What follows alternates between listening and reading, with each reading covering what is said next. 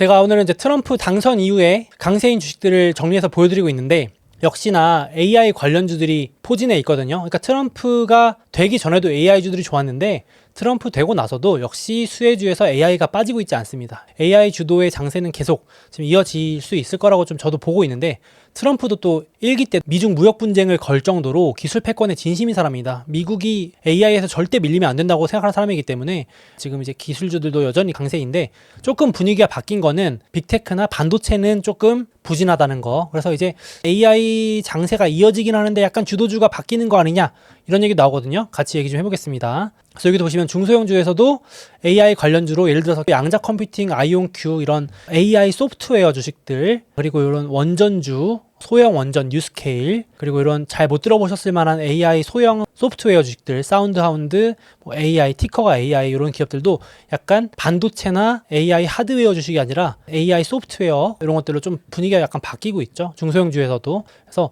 요것 때문에 지금 반도체는 트럼프 당선되고 나서 오른 게 거의 없어요. 트럼프 당선되고 지금 주가가 S&P 500은 3% 넘게 올랐으니까 미 증시 강세거든요. 근데 반도체는 역주행하고 있을 정도니까 안 좋습니다. 엔비디아도 좀 쉬어가고 있고, 그리고 이제 잘 나갔던 TSMC 요즘 조용하죠.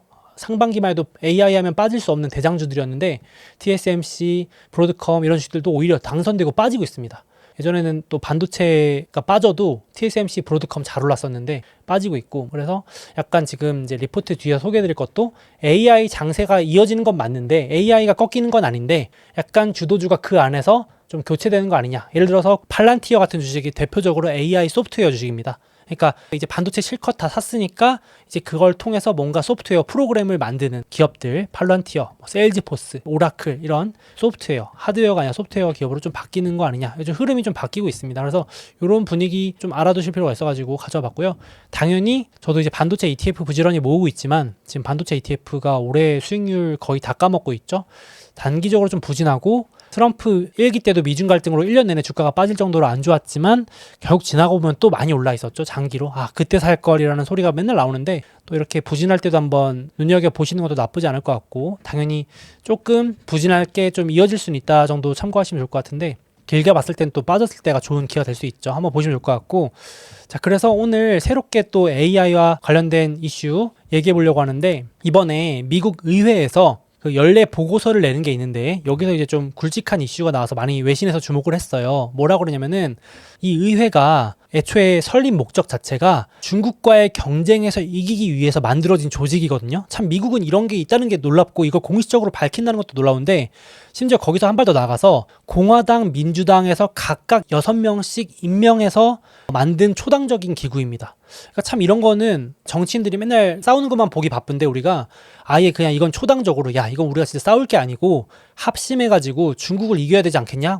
아예 조직도 그걸 만든 거죠. 그래가지고 이 기구에서 한 번씩 연례 보고서를 냅니다. 무려 한 800페이지 정도 되는데요. 저도 이제 다 읽어보려다가 너무 길어가지고 포기했지만, 거기서 나온 주요 내용이 바로 이 내용입니다. 뭐냐면, 중국과의 싸움에서 결국 이기려면은 아예 핵 개발처럼, 미국이 예전에 2차 세계대전 때 원자폭탄 만들었던 것처럼 그 정도 프로젝트급으로 올려가지고 AI를 밀어줘야 중국한테 이길까 말까 한다라는 보고서를 내놓으니까 이게 주목을 많이 받았습니다. 그래서 이게 이제 맨하탄 프로젝트입니다. 그래서 여기 이거 영화 보신 분들도 계시겠지만은 스포일러 아니고요. 저도 안 봤습니다. 사실 아직 못 봤어요. 시간이 이게 3시간 넘는다 그러잖아요. 저도 한번 봐야 되는데, 이 오펜하이머라는 최근에 개봉했던 영화가 바로 그 내용이죠. 최초의 원자폭탄을 만드는 이 맨하탄 프로젝트를 다룬 영화가 오펜하이머죠. 그래서 이게 이제 미국 의회에서 이 정도로 미국이 이 핵 개발했던 것처럼 AI도 그 수준으로 밀어줘야 된다라고 얘기를 하는 겁니다. 그래서 되게 인상적인 발언들이 많이 나왔는데, 2025년에 중국 경제가 설사 흔들리더라도 이 중국 공산당이라서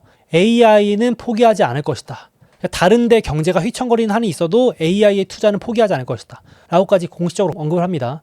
지금 중국은 공산당이라는 체제 덕분에 오히려 AI가 급발전한다. 아무래도 막 개인정보 수집도 하고 강제로 좀 밀어붙이는 데 유리할 수 있잖아요. 그래서 이제 중국은 경제가 흔들리더라도 첨단 산업 패권을 얻기 위한 야망을 계속 추구할 건데, 이런 AI 개발 경쟁에서 밀리면 결국 심각한 경제 군사 위협에 처할 것이다. 경고를 한 거죠. 되게 심각하게 표현을 했습니다. 그래서 미국의 AI 관련 기업이 속도 낼 수 있도록 전방위적으로 지원해야 된다. 다시 한번 강조를 했고요. 이런 거 보면 이제 트럼프 행정부에서도 1기 때도 그랬지만 2기 때도 AI 관련된 산업은 포기할 수가 없지 않을까 저는 생각을 했습니다. 그러니까 지금 단기적으로 뭐 빅테크 좀 부진하고 반도체 부진한 거는 오히려 지나고 나면은 그때가 기회였는데라고 할 수 있지 않을까라는 생각 좀 다시 한번 들었고, 실제로 지금 왜 저렇게까지 급하게 위기감을 느끼냐면 제가 생각했을 때는 이 AI가 점점 더 속도가 빨라지기 때문에라고도 생각을 하거든요. 무슨 말이냐면은 이제 인공지능의 기술 개발 속도가 너무 빨라지고 우리 생각한 것보다 더 빨리 이 AI의 시대가 열릴 것으로 생각되니까 미국의 의회에서도 야 큰일 났다. 지금 중국의 속도가 만만치가 않은데 미국에서 작심하고 미뤄지지 않으면 밀리겠는데 이런 정도 느끼니까 저렇게 보고서가 공격적으로 위기의식을 느끼면서 나오지 않을까 싶은데, 요 도표도 보셔도 인간 수준의 인공지능이 AGI라는 표현을 쓰거든요. 이런 어려운 용어는 필요 없지만 앞으로 워낙 많이 나올 얘기이긴 합니다. 지금 챗GPT, AI 이런 거는 인간에 비해 못 미치는 부분이 분명히 있잖아요. 근데 이제 인간 수준 또는 인간을 뛰어넘는 전 분야에서 인간하고도 거의 차이가 없는 인공지능이 나오는 게 사실상 카운트다운에 돌입했다라는 얘기들이 나오는 게 요겁니다. 샘 알트만, 챗GPT 만든 지금 AI에서 가장 핫한 인물인 샘 알트만은 2025년이면 된다. 지금 기술 거의 다 왔다. 이미 뭐 공개만 안 됐을 뿐이다라고까지 강력하게 얘기했고, 앨런 머스크가 이번에 발언한 거에 따르면은 2025년은 조금 빠르고 늦어도 2026년이면 온다라고까지 말했어요. 그러니까 지금 AI에서 가장 핫한 인물 중에 2명이 늦어도 2026년, 2025, 26이니까 우리 지금 2년도 안 남았잖아요. 그 시대까지 지금 카운트다운이 시작된 거니까 지금 미국 의회에서도 초당적으로 저렇게까지 밀어주자는 얘기가 나오는 게 아닌가 생각이 듭니다. 그래서 머스크가 이번에 발언한 것들이 화제가 됐었는데, 또 이제 로봇 시대가 24개월도 안 남았다. 참 저도 이제 2026년이라고 멀어 보이는데 갑자기 24개월도 안 남았다 그러니까 뭔가 좀 약간 조급해지는 생각이 들긴 합니다. AI주를 더 사야 되나? 솔직히 저는 이제 약간 AI가 되게 무섭다고 생각을 해가지고 관련주를 사놔야 된다라는 개인적으로 생각을 하고 있는데, 머스크가 또 이렇게 얘기를 합니다. 어떤 인간보다 똑똑한 이 옵티머스 로봇, 인간 수준, AGI 수준의 로봇이 나오는데 24개월도 남지 않았다. 그래서 머스크가 인구 1명당 1대 수준으로 수요가 늘어날 거고, 많으면 2대에서 10대까지. 근데 이게 지금 이거 보시는 분이 이렇게 약간 코웃음 치실 수도 있는데, 지금 스마트 기기도 예를 들어서 스마트폰 하나, 아이패드 하나, 뭐 태블릿 하나, 노트북 하나, 스마트 기기를 지금 몇 개씩 들고 계신 분들 많잖아요. 그러니까 휴머노이드 로봇도 필요한 사람들은 뭐 2대, 필요하다면 10대까지도 할 수 있는 거죠. 그래서 머스크는 거의 휴머노이드가 인구가 70억이면 70억, 80억, 뭐 100억대까지도 충분히 가능하다고 얘기를 하는 겁니다. 그래서 이게 될까 싶은데 빨라지고 있다는 건 팩트인 것 같습니다. 이제 커스터마이즈가 된다. 이렇게 학교도 픽업해 줄 수 있고, 보디가드로 쓸 수도 있고, 이렇게 돌봐줄 수도 있고, 원하는 대로 커스터마이즈 다 할 수 있다. 그래서 이제 자동차보다 저렴해질 거라고 했고, $10,000, $20,000니까 뭐 진짜 2-3천만 원으로 살 수 있다라니까 자동차보다 싸지는 것 같은데 그건 시간이 좀 걸리겠죠. 이제 좀 무서웠던 말은 강대국끼리는 이제 인간이 아니라 로봇으로, 드론으로 전투할 건데, 이제 인간은 이미 로봇하고 드론하고 상대가 안 될 것이다. 근데 이건 이미 경험해 보신 분들 아시겠지만 드론이 지금 이미 전투에 엄청나게 투입되고 있잖아요. 저도 가끔 공개된 거 드론이 중동 쪽이나 이런 데 침투해서 쓰이는 거 보면 진짜 무섭던데요. 약간 무인 드론이 날아가가지고 자폭하고 이러면 사람은 상대가 안 되잖아요. 그러니까 이미 쓰이고 있는데, 이런 것들이 지금 중국 쪽에서 개발이 너무 빠르니까 미국도 밀리지 않기 위해서 지금 개발하자는 얘기가 나오는 거죠. 핵 개발 수준으로 안 해주면 안 된다. 기업이 알아서 하게 놔두기에는 규제가 너무 많아서 규제 다 풀어야 된다는 얘기를 하는 겁니다. 그래서 머스크도 다시 한번 시간이 더 빨라진다 얘기를 했고요. 그래서 뭐 이거는 그냥 참고로 넣었습니다. 킴 카다시안이라고 유명 인플루언서가 뭐 로봇하고 친구다 이러면서 막 소개하고 있고, GD는 국내에 미출시된 사이버 트럭 타고 왔는데, 참 그 테슬라의 어떤 이런 신제품들은 인플루언서들이 되게 좋아하는 핫한 아이템인 것 같긴 합니다. 그냥 갑자기 사진이 보여가지고 가져왔는데, 젠슨 왕도 생성 AI, 지금 챗GPT 같은 거 그 다음은 로봇이다. 이제 실물 AI 시대가 열린다고 선언을 했습니다. 피지컬 AI의 시대가 온대요. 이것도 용어 기억해 주시면 좋을 것 같은데, 젠슨왕 엔비디아는 직접 로봇을 만들지 않지만 이 시대에 엔비디아의 반도체가 쓰이기 때문에 수혜주가 될 것이라고 했고, 이 시장 규모가 어마어마하기 때문에 지금 엔비디아 피크아웃 걱정할 때는 아니다라고 강조했습니다. 그래서 지금 주가가 약간 실적 발표도 약간 부진한데, 지금 신제품이 나오면서 약간 마진 둔화가 될 수 있지만 내년 하반기쯤에는 다시 반등할 거다. 이렇게 원래 신제품 출시하고 나면 좀 정착하는데 초기 투자 비용이 드니까 지금 마진도 깎이고 그러고 있는데, 지금 시장 규모가 너무 커가지고 지금 엔비디아가 꺾일 거 걱정할 게 아니고 위로 얼마나 커질지, 그러니까 주가 얘기를 하는 게 아니고 시장 규모, 매출 얘기하는 얘기하는 겁니다. 실적 관련해서 엔비디아가 지금 다운사이드보다 업사이드가 얼마나 클지 몰라서 그게 걱정이다 라고까지 강조를 했습니다. 그래서 일단은 25년 정도 하반기 정도부터 다시 좀 상승세라고 했는데 그 얘기는 약간 지금 단기적으로는 조금 노잼에 들어갈 수 있다라는 얘기도 해석이 되겠습니다. 그러니까 저는 단기적으로도 좀 주가가 날아들었으면 좋겠습니다 하신 분들은 엔비디아가 좀 단기적으로 재미없는 주식이 될 수도 있고, 근데 이제 엔비디아 고점 논란은 젠슨왕이 계속해서 반박하는 모습이었습니다. 이 시장이 더 커질 건데 우리 회사 사업이 여기서 피크아웃 한다는 것 좀 기우다 이런 얘기를 했는데 좀 더 봐야겠지만 단기적으로 재미없을 수도 있겠다 싶긴 합니다. 지금 반도체 주식들과 같이 엔비디아도 약간 쉬어가는 부분이고, 또 이제 빅테크도 전 빅테크가 돈 번 거 다 AI에 지금 때려박고 있기 때문에 내년에도 그렇고 계속 늘린다고 했기 때문에 지금 제가 봐도 지금 AI가 쓰이는 분야가 생성형 AI 저거에만 해도 이렇게 쓰이는데 이제 로보틱스까지 열리고 테슬라가 자율주행 규제 풀리면 자율주행하는데도 이 AI 반도체나 투자가 어마어마하게 들어갈 텐데, 그리고 제약산업도 AI가 들어가죠. 그리고 뭐 산업 현장에도 AI 들어가죠. 이게 젠순왕의 말을 빌리자면 정말 이제 초기 산업이라는 게 저는 느껴져가지고 지금 끝물이라고 하기는 너무 이르지 않을까라는 생각이 좀 듭니다. 단기적으로 주가가 조금 조정받고 이런 걸 떠나서, 그래서 저는 장기로 계속 보려고 노력을 하고 있고, 그래서 이 자료도 가져와 봤고, 젠순왕도 참고로 지금 아주 트럼프한테 굽신굽신합니다. 이번에 실적 발표에서 트럼프 행정부에 전적으로 협력할 거다. 잘 보여야겠죠? 잘 보여야 규제도 풀어주고 할 테니까. 바이든 행정부에서 얼마나 그 엔비디아 계속해서 수출 통제 걸었습니까? 물론 트럼프도 걸 텐데 계속 이제 미리 협조하겠다고 밝히는 거죠. 새 미국 행정부가 어떤 결정을 내리든 엔비디아는 당연히 그 결정을 지지할 거다 하면서 우리 입장에서는 차기 행정부의 정책에 협력하는 것이 무엇보다 우선순위다. 천하의 젠슨왕도 지금 트럼프한테 굽신거릴 정도로 영향력이 센 것 같습니다. 그래서 우리는 새 정부가 추진하게 될 규제 방안이 어떤 것이든지 관계없이 전적으로 협조할 의향이 있다. 그렇게 하고 있습니다. 이제 엔비디아도 살길 찾는 거죠. 잘못하면 규제 맞으면은 주가 안 좋으니까 주가 부양 방어 측면에서 노력하는 모습이고, 그래서 지금 말씀드렸지만 최근에 반도체가 좀 부진하고 대장주였던 엔비디아까지 좀 쉬어가는 측면인데, 그렇다고 AI가 끝났다고 보긴 어렵고 다른 AI 관련주들이 돌아가면서 오르는 모습이다. 그래서 저는 이제 AI 패권 전쟁 이어진다고 보고 있고 장기적인 관점으로 좋다고 보는데, 최근에는 소형 원전주들 제가 한번 소개한 적도 있는데 이제 차세대 AI 데이터 센터가 어마어마하게 지어질 텐데 거기 들어가는 전력을 공급해 줄게 원전도 있잖아요. 신재생 에너지 중에. 그래서 원전주들, 소형 원전주들 강세 보이고 있고, 데이터 센터의 열기를 식혀주는 냉각 버티브라는 회사도 이번에 인베스터데이에서 아주 긍정적인 전망을 제시하면서 주가가 많이 올랐습니다. 데이터 센터가 폭증하면서 데이터 센터의 열기를 식혀주는 쿨링 시스템을 만드는 버티브도 실적을 대폭 상향한다 이렇게 했고, 그리고 미국에서 원전 기반으로 전력을 공급하는 비스트라, 컨스텔레이션 에너지, 제 영상 보신 분들은 제가 한 번씩 언급한 걸 본 적이 있으실 텐데 그런 주식들이 돌아가면서 또 오르고 있고, 이렇게 지금 반도체가 조금 부진할 뿐이지 AI 관련주들은 돌아가면서 오르고 있다 이렇게 보시면 될 것 같아요.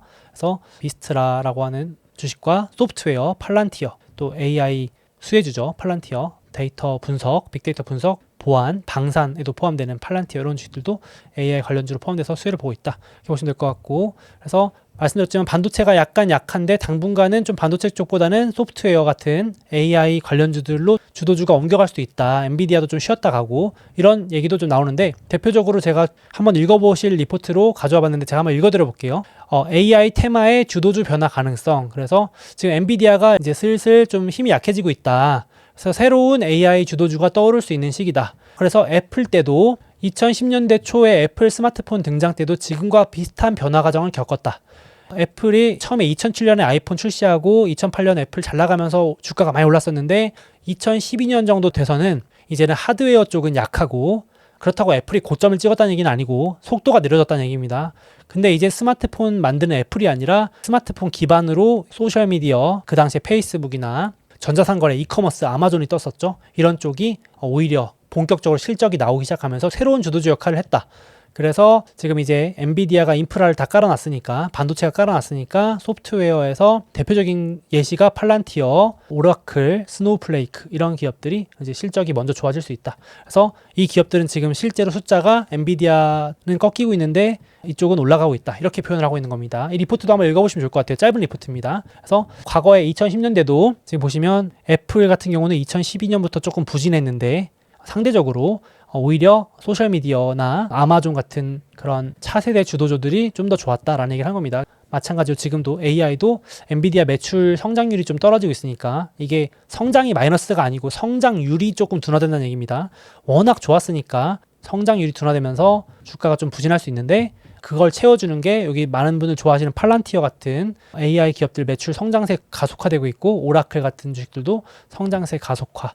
그래서 지금까지는 AI 투자, 하드웨어 AI가 주도했지만 앞으로는 AI를 적용한 소프트웨어, 그러니까 반도체 칩을 통해서 이제 드디어 뭔가 결과물을 내는 주식들을 주목해야 되는 이유다. 최근에 벌써 이런 양상이 나타나고 있는데 하드 AI가 쉬는 동안 반도체와 엔비디아가 좀 쉬어가는 동안 소프트 AI는 급등하고 있다. 그래서 요즘 팔런티어 이런 주식들 주가 올라가지고 되게 기분 좋으신 주주분들도 많으신 걸로 알고 있습니다. 그래서 이런 흐름이 당분간 좀 계속될 수 있다는 것도 한번 참고해 보시면 좋을 것 같아요. 그래서 반도체가 약간 부진할 수 있다 정도로 쉽게 해석하셔도 될 것 같습니다. 그래서 정리 한번 해봤고요.